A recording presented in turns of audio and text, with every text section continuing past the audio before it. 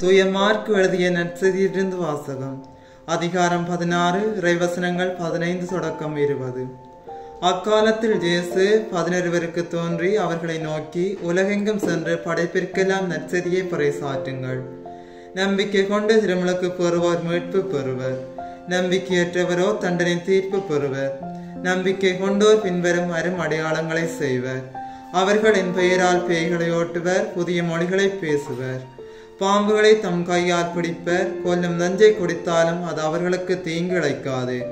அவர்கள் உடல் நலமற்றவர் மீது கைகளை வைக்க அவர்கள் குணமடைவர் என்று கூறினார்.